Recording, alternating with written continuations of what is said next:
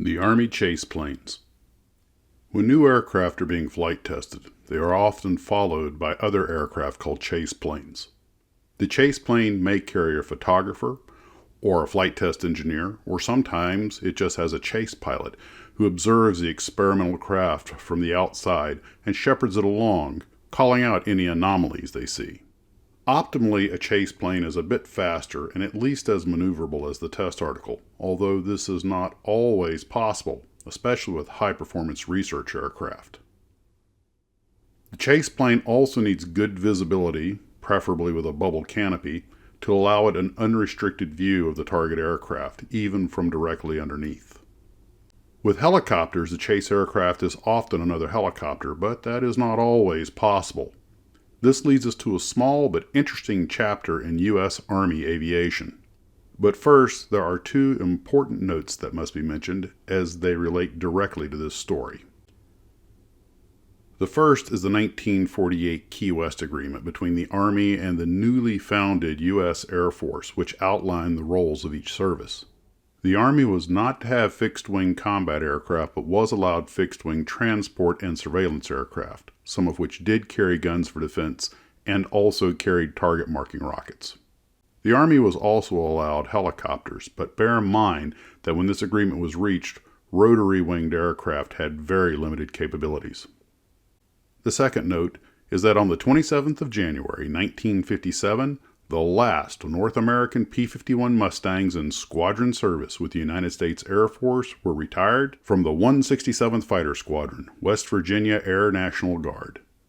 This seemingly ended the Mustang service with the United States military, but the mighty Mustang had one more surprise in store, and a decade later a handful of these planes would find their way back into the inventory of the United States military.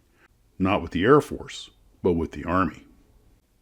Now we jump forward to 1964, and the Army is beginning a new competition for its proposed Advanced Aerial Fire Support System, which is government speak for a dedicated attack helicopter. Normally, a helicopter would be used to chase the new attack helicopter prototypes, but Lockheed's submission to the competition, the AH-56 Cheyenne, was over 40 knots faster than any rotorcraft the Army had. The Cheyenne flew at 190 knots in normal flight with a top speed of 212 knots. Since there was simply no helicopter in the inventory fast enough for high-speed chase flights, the Army looked for a fixed-wing chase plane for the high-speed chase mission. But its T-42 Cochise and U-8 Seminole had marginal performance for the job and lacked the unrestricted visibility required. The Army still needed helicopters to provide chase in certain flight regimes such as hover, transition, and low-speed flight, but the high-speed runs needed a fast and maneuverable airplane. For these reasons, the Army would end up acquiring 3 North American Mustangs, a basically stock F-51D and 2 Cavalier Mustangs. These were fully demilitarized, which meant they had no guns, gun sights, nor armor. The first Mustang the Army acquired was simply bought on the commercial market. It was originally a North American P-51D, serial number 44-72990. The first 2 digits of the serial number indicated the year it was ordered, 1944, although it was built in 1945. In June of 1948, the newly formed United States Air Force redesignated its pursuit planes as fighters, and the Ps became Fs, ergo the P-51D became an F-51D.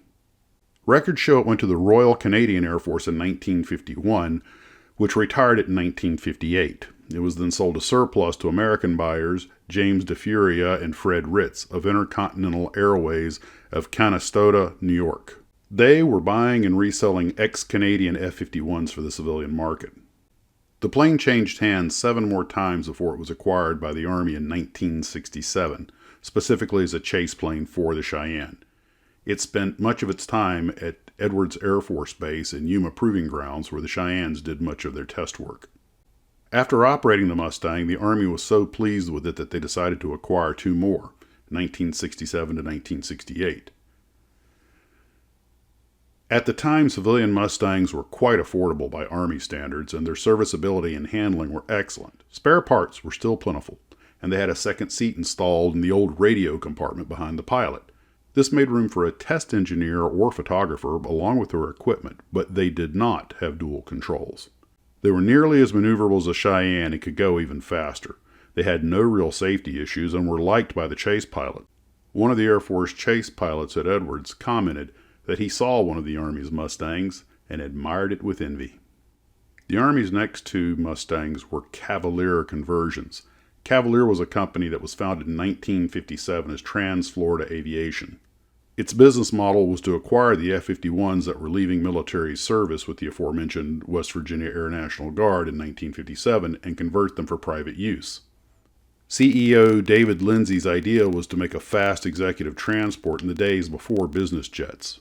In 1957, the Mustang was about the fastest thing a civilian could lay their hands on. Trans-Florida zero-timed the airframes, rebuilt the engines, and made bulged-out canopies to provide headroom for the rear seat passenger. As previously mentioned, with the military radios removed, there was room for a passenger and a luggage compartment. 2 removable fuel tanks were mounted on the wingtips, and the tail fin was replaced by a new design which was 18 inches taller. The Mustang was not the only aircraft type being considered as a chase plane for the Cheyenne. Cavalier tried to interest the Army in using its highly modified Mustang III, which replaced the piston engine with a Rolls-Royce Dart turboprop.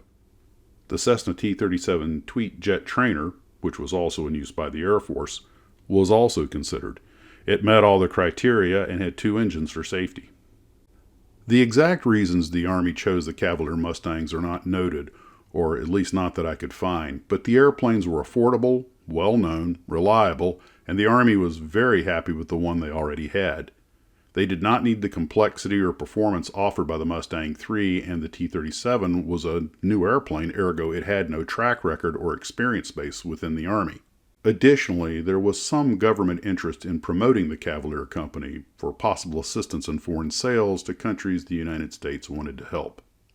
The Cavalier Mustangs were sent to Fort Rucker, and they worked exceptionally well in their role as chase planes for the Cheyenne. The Army even issued a new pilot's manual for the F-51 in 1968, which was tailored for the chase plane role. Of the 3 planes, the original Mustang the Army bought was considered a favorite with the mechanics, who said it was less demanding to maintain. In fact, I found comments claiming that the 2 Cavalier rebuilds suffered from some notable quality control issues in both the engines and their supporting systems. The final round of Cheyenne test flights was completed in 1972. The program was canceled for a host of reasons which were more political than technical, but the Mustangs had proven themselves as good chase aircraft and remained in service after the Cheyenne's cancellation.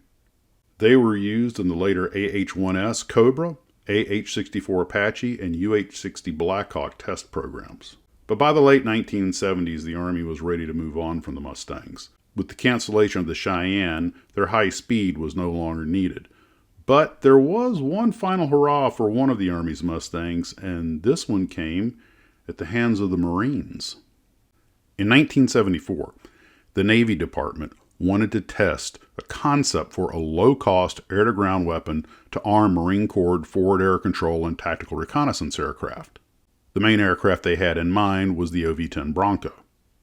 It was theorized that a recoilless rifle mounted on a plane might be the best option, but there were many issues with this idea that needed to be researched.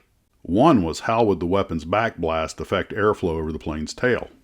Also, a recoilless rifle's round flies a relatively flat profile, as the weapon was designed to be static fired on the ground, so it was unclear how it would perform when fired from an aircraft. Since the Army had no further use for the Mustangs, it loaned one of the Cavaliers to the Naval Air Weapons Station, China Lake, for Marine Corps use. It was armed with 2 M40 105mm recoilless rifles, one on each wingtip. The Mustang was flown by Marine Corps Lieutenant Colonel John Pipa, but remained in its U.S. Army livery. During the spring of 1974, the idea was tested against 2 Target Hulk trucks in the desert. Firing took place with the fighter in a 22-degree dive at 250 knots, from 5,072 yards, or roughly 2 3/4 miles, of straight line of sight distance for the pilot. Out of 8 shots from the Mustang, 1 direct hit on the truck was scored.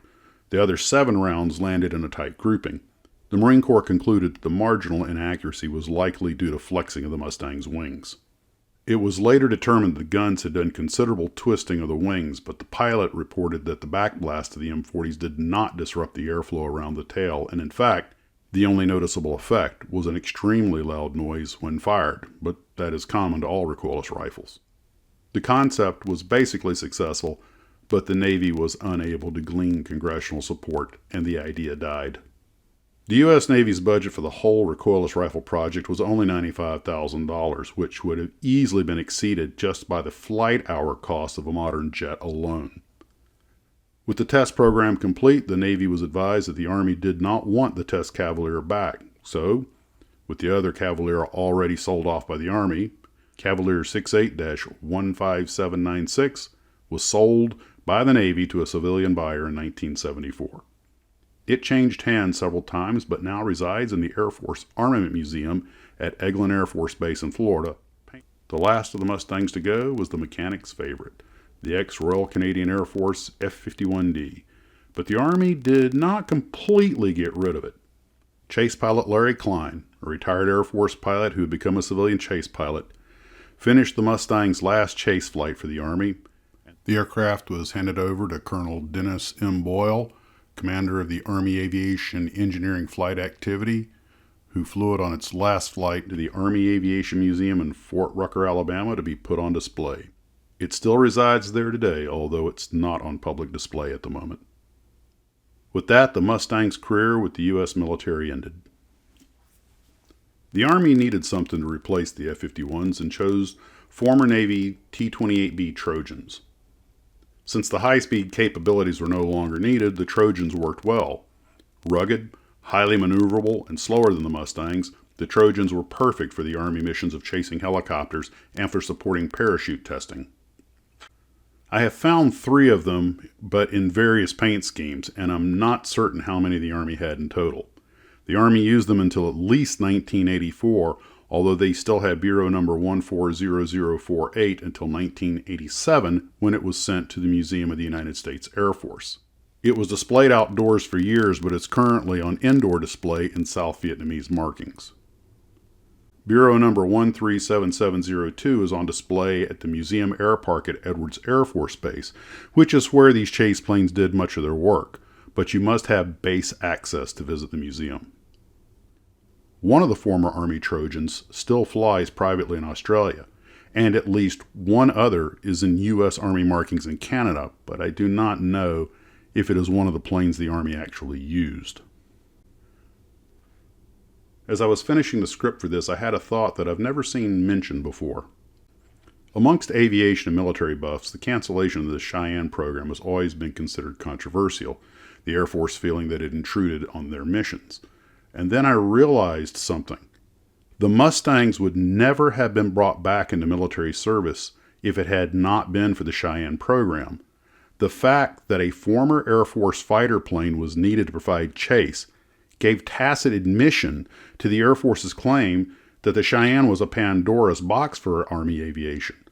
After all, if the Army can have an expensive, highly sophisticated, high-speed, stubbed-wing, pusher-prop, close-support attack ship just because it has rotor blades, what other Air Force missions might they encroach on by saying, it's just a helicopter?